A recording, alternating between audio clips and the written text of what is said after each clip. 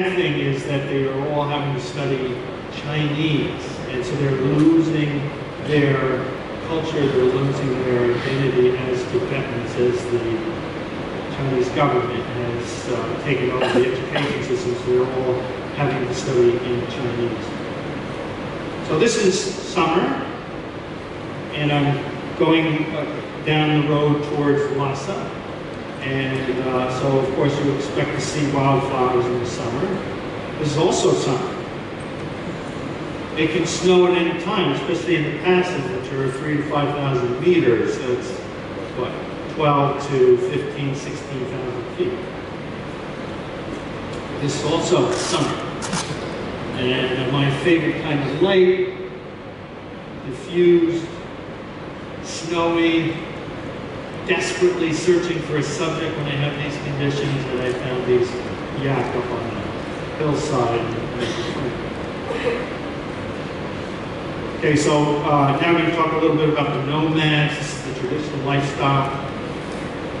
This is what happens in the summertime is the nomads go to the mountains in order to feed their yaks and goats and sheep. And so they set these tents up.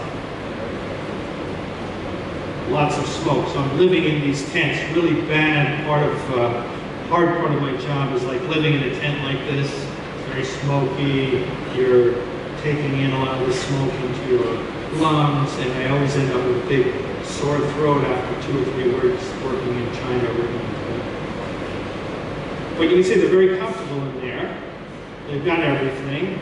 They invite you in and you stay with them. Of course, there is nowhere else to stay. It's very warm inside. The more the merrier. The only problem is people are always snoring. Dogs are always barking because they have big, heavy guard dogs out there. His job is to smell foreigners and protect against them. So they're barking all day. It's plus you're at high altitude. It's tough.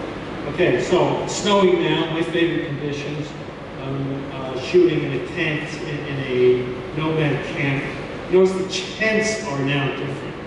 The Chinese government is distributing these tents, and they're very popular because they're lighter, easier to carry, lighter for the light inside the tent, and it's making your life easier. But again, all of this is disappearing. They're traditional lifestyles. So if anybody is interested in seeing this in its natural state, it's almost you've got to get there now. So, you know that screen on the back that everybody is always peeping at, right? The LCD screen. Now, how many people shoot like this? Click, click. You're all looking at the back screen. Well, I don't look at the back screen. I turn it off. And the reason is, if you're shooting to look at the back screen, you're seeing what you shot. That's not important. It's what is in front of you that's happening now. So if you're looking in the back, you're missing that. And so when I get back to my tent or the hotel room, wherever it is, I'm downloading these pictures. I also find things that I didn't see when I was actually shooting.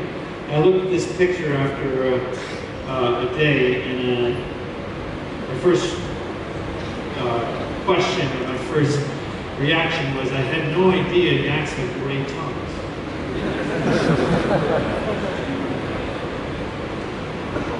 So, yeah, I recommend you turn off the back of your camera, the LCD preview, because you're missing the picture. It's not what you got, it's what you're going to get that's important. Notice that we've only seen women so far. Well, that's because the women do all the work.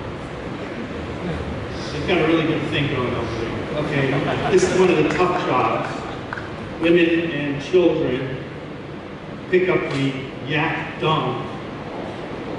Because, as you see, there's no trees. No trees, what do they burn for fire?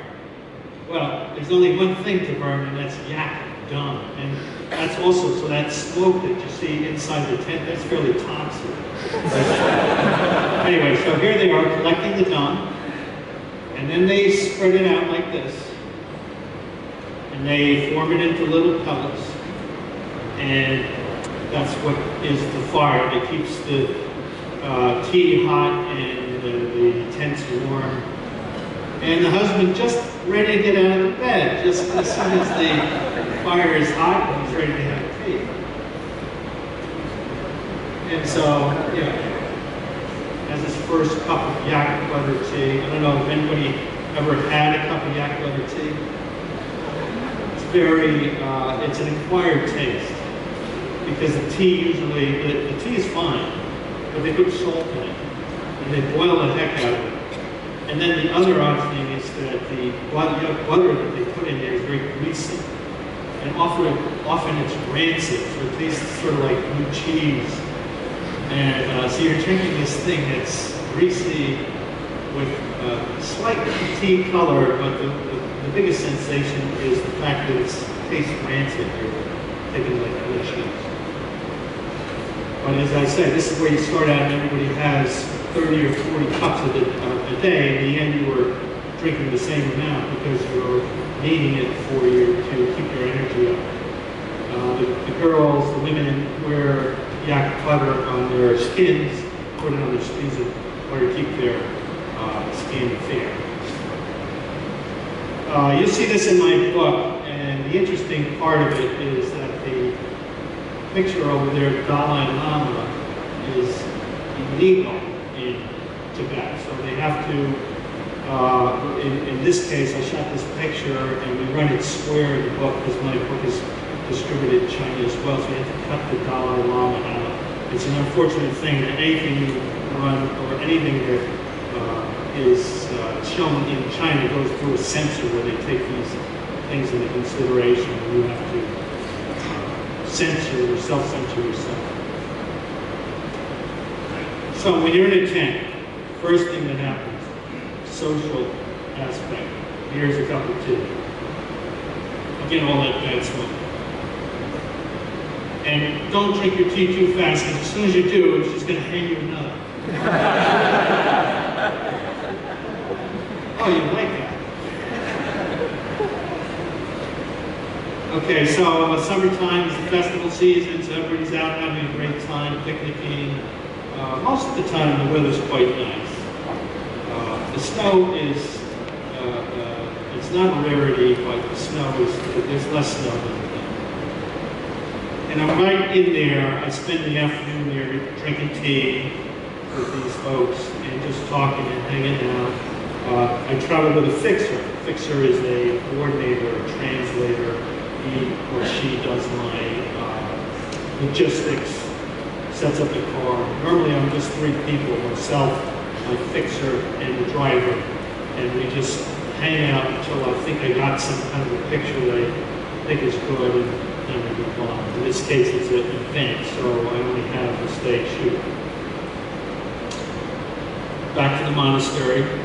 There's going to be a festival here, so I'm here to shoot that. And here it is. I've never seen these costumes in any other place but this Chechen monastery. They're all handmade, and they're about to put on this festival of Yangasar, who's their George Washington, the person that unified and liberated Tibet years ago. And it's a fictional character, which Tibetans think they're real. So this is him. They're dressing him in this amazing outfit. Photographer's paradise with that much color, are you kidding? And tea, of course. Tea is always part of the ceremony. In this case, the monks are playing women and serving tea. This is called a kata, and they bless the person by putting this over their head. I've gotten many of these blessings over the years, and they have a whole array of these kata, these silk scars, but you feel really bad about throwing them away. You feel like it's going to be bad karma, so I have dozens of these kind of stuck into every piece of my luggage. And of course, tea, amazing costumes. This is done just for them. There are no tourists here. There are no journalists here. There are just the locals. And as you can see, there are not even a lot of them. So I have the whole place to myself, and this dancing is very interesting because they're pretending they're on horses, so it's like Gangnam style, only a lot slower. But that's basically the motion that I'm shooting here. And again, I'm looking for that juxtaposition where I can shoot atmosphere with all the smoke. Again, they love to have billowing smoke coming out everywhere, and they're burning juniper trees to get this effect. So there's